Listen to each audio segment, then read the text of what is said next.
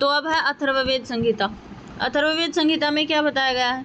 करे अथर्ववेद का अर्थ है अथर्वों का वेद। अब अथर्वों का वेद, अथर्व किसे कहते हैं, कौन सी धातु से बना हुआ है, अथर्व शब्द का अर्थ क्या होता है, वो सारा आगे चल करके बताते हैं। सबसे पहले इन्होंने नॉर्मल बताया है कि अथर्वों के वेद को हम अथर्ववेद कहते हैं। आगे कह रहे कि वेदों की चारों संहिताओं में अथर्ववेद की एक निजी और अन्यतम विशिष्टता रही है। वो मैंने बताया था ना, जब ऋग्वेद पढ़ते हैं तो ये कहना जरूरी हो जाता है कि ऋग्वेद सबसे विशेष है। यजुर्वेद पढ़ते हैं तो कहते हैं कि यजुर्वेद तो दीवार है भाई, सारे वेद इसके चित्र हैं, तो यजुर्वेद सबसे प्रधान है, सबसे विशेष है चारों वेदों में। अब 2-5 मिनट पहले हमने सामवेद पढ़ा तो उसमें भी हमने यही बताया था कि जो सामवेद है वो सारे वेदों से सबसे इम्पोर्टेंट है, सबसे विशेष है, सबसे विशिष्टतम है, क्योंकि ऋग्वेद उसका सामर्थ्य कर रहा है कि जो व्यक्ति जागरणशील है वही ऋग्वेद को पढ़ सकता है, सामवेद को पढ़ सकता है। और बाकी और भी यही कह रहे हैं कि जिस व्यक्ति ने सामवेद को पढ़ लिया वो व्यक्ति सारे वेदों के सार को समझ जाता है। तो ऐसी बात कहेंगे तो हमें तो सबसे इम्पोर्टेंट सामवेद ही लगेगा। अब अथर्ववेद की बात आई तो अथर्ववेद में भी यही कहा गया कि वेदों की चारों संहिताओं में, मतलब वेद 4 संहिताएं, ऋग्वेद, यजुर्वेद, सामवेद और अथर्ववेद, तो इन चारों में अथर्ववेद की एक निजी, मतलब अपना निजी मत है और अन्यतम विशिष्टता रही है। आगे कह रहे इस वेद के अथर्व शब्द की सुंदर व्याख्या यास्काचार्य के निरुक्त तथा गोपथ ब्राह्मण में उपलब्ध होती है। देखो कोई भी कठिन शब्द हो ना, उसकी सबसे सुंदर व्याख्या आपको नॉर्मल रूप से यास्काचार्य के निरुक्त में ही मिलेगी। तो यहाँ पर अथर्व शब्द की जो व्याख्या है वो बड़े सुंदरता से यास्काचार्य ने अपने निरुक्त में की है। और कुछ व्याख्या इसकी गोपथ ब्राह्मण, आपको पता है अथर्ववेद के ऊपर लिखा हुआ एक गोपथ ब्राह्मण है। एक ही ब्राह्मण मिलता है गोपथ, जो 2 भागों में है, उत्तर गोपथ और पूर्व गोपथ। तो इसमें भी इसकी व्याख्या मिलती है कि अथर्व किसे कहते हैं, क्यों कहते हैं, अथर्ववेद में क्या बतलाया गया है। अब कह रहे निरुक्त के अनुसार, अभी बोला कि अथर्व की व्याख्या निरुक्त में यास्काचार्य ने की है, तो क्या व्याख्या की है? कह रहे निरुक्त के अनुसार थर्व धातु गत्यर्थक है, गति करने वाले हैं, यानी गति इत्यादि, चाहे वो ज्ञान की गति हो, चलने की गति हो या किसी भी प्रकार की गति हो, हर चीज़ में हम गति करते हैं, तो गत्यर्थक थर्व धातु होती है। और अथर्व का अर्थ होता है गतिहीन। गतिहीन का मतलब ये नहीं है कि सब कुछ हम रोक के बैठ जाएं, नहीं, चित्त इत्यादि का जो हमारा गमन होता है उनमें स्थिरता लाना, स्थिरता युक्त। और जब हम स्थिरता इत्यादि लेके आते हैं तो हमें कामनाओं की इच्छा हमसे दूर हो जाती है, और जब कामनाओं की इच्छा हमारी दूर हो जाती है तो हमें मोक्ष की प्राप्ति होती है। तो सीधा सा मतलब यही है कि मोक्ष की प्राप्ति इत्यादि करवाना ही अथर्ववेद का क्या प्रयोजन है।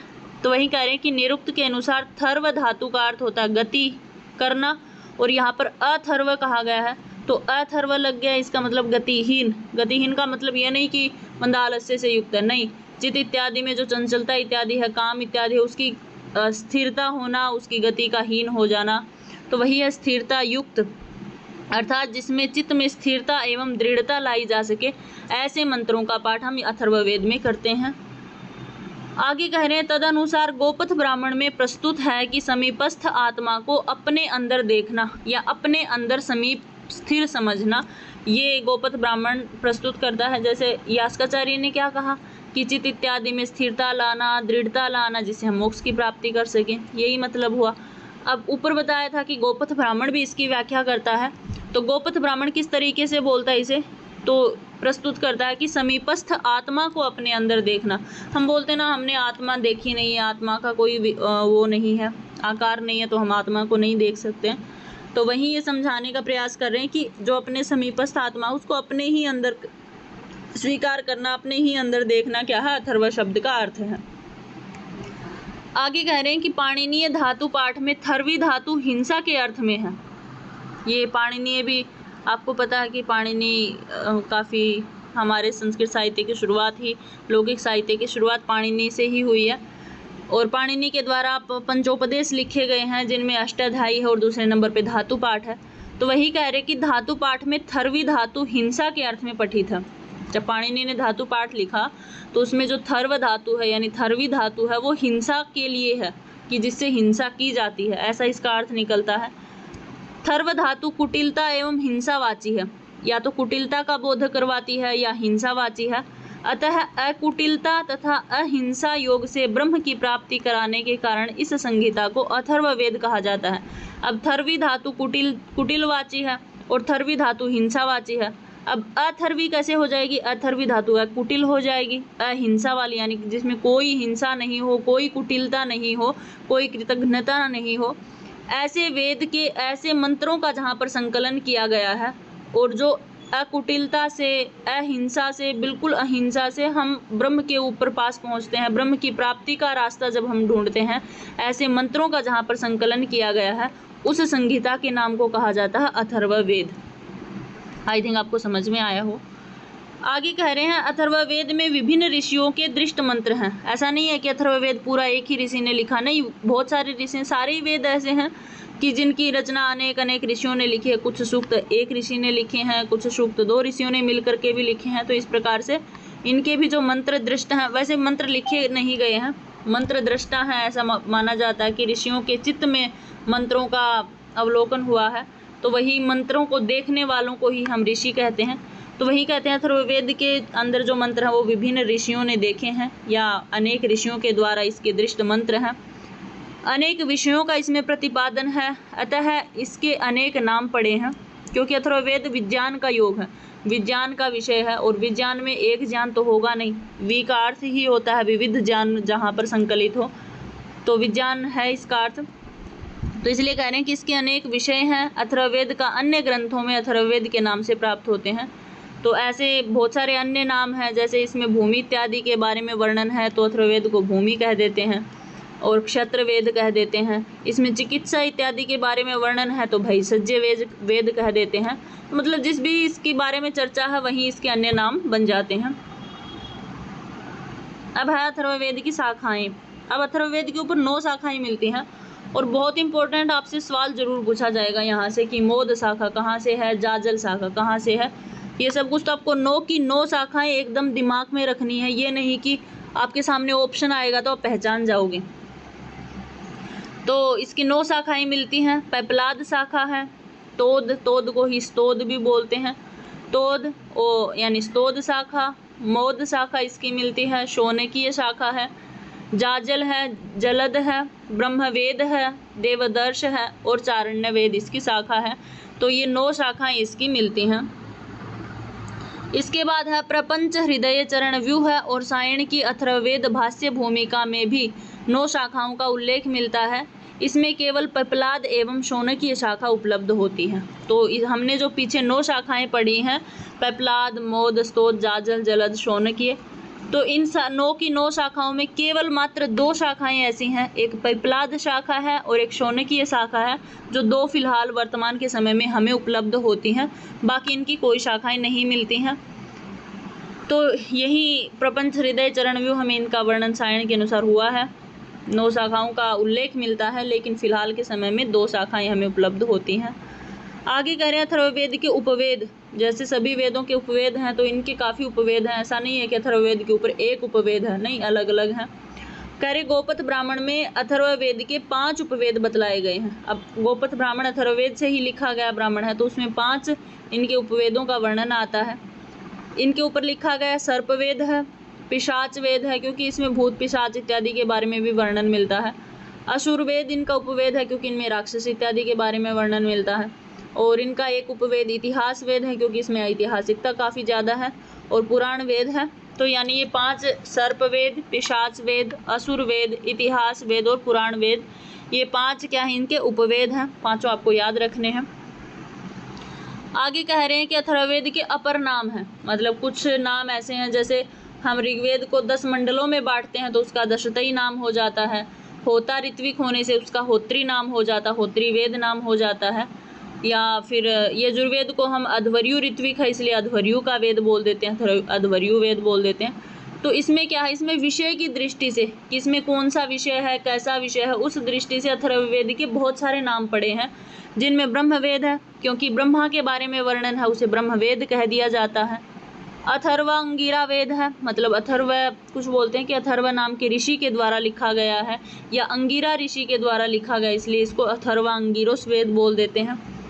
भिषक अर्थात औषधि इत्यादि के बारे में वर्णन है, चिकित्सा के बारे में वर्णन है, तो इसे भिषक वेद कह देते हैं। क्षत्र वेद कह देते हैं, खेती इत्यादि के बारे में।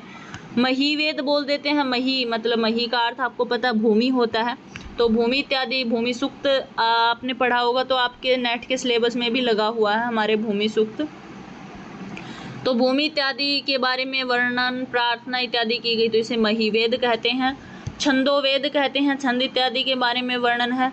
अंगिरस वेद कहते हैं, अंगिरा ऋषि के द्वारा लिखा गया ऐसा माना जाता, तो अंगिरस वेद होता है। वैषज्य वेद होता है। भृगु अंगिरा वेद, यानी देखा जाए तो जो जो विषय इसके अंतर्गत गृहीत किया गया है उन सभी नामों से अथर्ववेद के अपर नाम पड़ जाते हैं, तो ये सब आपको याद रखना है। अब है अथर्ववेद संहिता। अथर्ववेद बटा कैसे है, कौन आचार्य है, कौन ऋषि है, कौन देवता है, कौन छंद है, ये सारे हमें जानने हैं। तो वही आचार्य सुमंतु इसके ऋषि हुए हैं, यानी शुरू में बताया था कि वैशंपायन ने अपने चारों शिष्यों को एक एक वेद दिया था। तो ऋग्वेद उन्होंने दिया था पैल को, अथर्ववेद उन्होंने वैशंपायन को दिया था, सामवेद उन्होंने आदित्य यानी जैमिनी को दिया था, और अथर्ववेद को उन्हें सुमंतु को सौंपा था। तो सुमंतु नाम के ऋषि इनके आचार्य हुए हैं। ऋषि इनके अथर्वा हैं, बोला जाता है अथर्वा के मंत्र दृष्टा हैं, इसलिए इनका अथर्ववेद कहा जाता है। ऋत्विक इनके ब्रह्मा है, ब्रह्मा नाम का ऋत्विक ही इनके मंत्रों का गायन करता है। विभाजन में 20 कांड हैं, 20 कांडों में ये बटा हुआ है। देवता इसके सोम हैं, शाखाएं इसकी 9 शाखाएं हैं। ब्राह्मण इसके गोपथ ब्राह्मण है, लेकिन 9 शाखाओं में उपलब्ध केवल 2 शाखाएं मिलती हैं, एक पैपलाद शाखा है और एक शौनकीय शाखा है। उपनिषदों में इनके प्रश्न उपनिषद हैं, मुंडक उपनिषद हैं और मांडुक्य, ये 3 उपनिषद इसके मिलते हैं। स्रोत सूत्रों में वैतान स्रोत सूत्र, बहुत बार प्रश्न पूछा जाता है क्योंकि इनका एक ही स्रोत सूत्र है, वो है वैतान स्रोत सूत्र। बाकी वेदों में तो हमने पढ़ा है ना 3-3, 4-4, और अथर्ववेद में तो कहानी ही बड़ी हो गई है, 6-6, 8-8, 10-10 इनके गृह्य वेद स्रोत सूत्र होते हैं, लेकिन अथर्ववेद का एक ही स्रोत सूत्र मिलता है, वैतान स्रोत सूत्र। और गृह्य सूत्र भी आपसे कई बार पूछा गया है कि अथर्ववेद का गृह्य सूत्र कौन सा है, तो कौशिक इनका गृह्य सूत्र है। शिक्षा भी आपसे 2018-19 में दोनों बार पूछी गई कि मांडू की शिक्षा कौन से वेद से है, तो इनके ऊपर अथर्ववेद पर एक ही शिक्षा लिखी गई है, वो है मांडू की शिक्षा। और प्रातिशाख्य एक शौनकीय चतुराध्यायी नाम से प्रातिशाख्य लिखा है। अगर आपको पता है कि इसकी शाखा ही शौनकीय है तो आप तुरंत बता देंगे कि शौनकीय चतुराध्यायी भी अथर्ववेद का ही प्रातिशाख्य है, और एक तो सीधा ही बोल रहा है अथर्ववेद प्रातिशाख्य, तो ये तो अथर्ववेद का ही होना है। इसके कुछ भाष्यकार हुए हैं, वो आप थोड़ा सा देख लेना, बस ऐसा नहीं है कि ये दुर्गादास लाहिड़ी, इनका नाम याद रखना है, मुंह जुबान पे रखना, बस थोड़ा सा ये पता हो कि हाँ दुर्गादास लाहिड़ी ने इनके ऊपर भाष्य किया है। तो दुर्गादास लाहिड़ी, शंकर पांडुरंग पंडित, ये हमारे भारतीय हैं।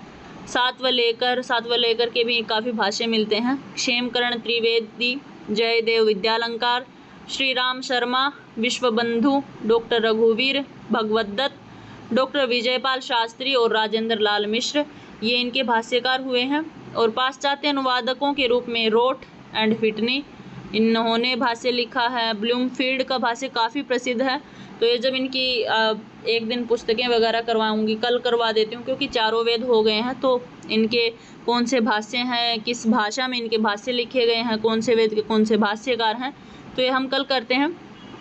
तो ब्लूमफील्ड ने इनके ऊपर भाष्य लिखा है, गार्वे ने लिखा है, ग्रिफिथ ने भाष्य लिखा है, कैलैंड नाम के विद्वान हैं जो पाश्चात्य विद्वान हैं, उन्होंने भाष्य लिखा है, और बाकी व्हिटनी एंड लाटमान ने भाष्य लिखा है, और गास्ट्रा ने भाष्य लिखा है। तो ये भाष्यकार थोड़ा थोड़ा आप लोगों को याद रखना है कि इन्होंने भाष्य किया है। काफ़ी पाश्चात्य विद्वान हैं जिन्होंने अथर्ववेद पर भाष्य किया है, और भारतीय तो हैं ही काफ़ी कि जिन्होंने भाष्य किया है। तो ये सब आपको याद रखना है। ये नॉर्मल परिचय था अथर्ववेद का, जिससे आपसे प्रश्न पूछा जाएगा, कहीं से भी प्रश्न पूछ लेंगे कि इनका देवता कौन है, आचार्य कौन है, किस में बटा हुआ है, तो आपको बताना कांडों में बटा है, इनकी उपनिषदें कौन सी हैं, वैतान स्रोत सूत्र कौन से वेद से लिया गया है, कौशिक गृह्य सूत्र कौन से वेद से लिया गया है। धर्म सूत्र इनके ऊपर मिलते ही नहीं है, और शुल्भ सूत्र तो आपको पता है कौन से वेद पर नहीं मिलते हैं, केवल मात्र यजुर्वेद पर मिलते हैं। तो आई थिंक आपको समझ में आया हो, नॉर्मल बातें हैं। अब चारों वेदों का परिचय हो गया है, सबको समझ में आ गया हो, आसान सा है। अब अभी याद करोगे तब तक तो याद हो जाएगा, अगर एक साथ बैठोगे, ये सोचोगे कि पेपर के बिल्कुल पास 5 दिन पहले इन सारी को रटेंगे कि गृह सूत्र कौन से हैं, कौशिक कौन सा है, स्रोत सूत्र कौन से, तब तो याद होगा नहीं। हो भी जाएगा तो पेपर में जाके भूल जाओगे, पजलिंग हो जाएगी। इसलिए अगर थोड़ा थोड़ा है अब याद करोगे तो बाद तक याद रहेगा, रोज़ रोज़ दोहराओगे तो ज़िंदगी भर याद रहेगा। तो किसी को कोई समस्या हो तो आप बता सकते हैं कि ये समझ में नहीं आया है। वैसे ऐसा कोई है नहीं कि इसमें समझने वाली बहुत ज़्यादा बड़ी बात हो, ये करना ही है आपको, समझ में आए या न आए, या आपसे याद हो रहा हो या न हो रहा हो, तब भी याद तो करना ही है। चाहे रट के याद करो, चाहे समझ के याद करो, 4 बार याद करो, चाहे 12 बार याद करो, याद तो करना है। और तभी, क्योंकि यहाँ से प्रश्न भी आएगा, प्रश्न आएगा तो उत्तर भी देना है, और तभी जाके नेट JRF निकलेगा। जहाँ से न समझ में आए वहाँ से आप मुझे बता सकते हैं।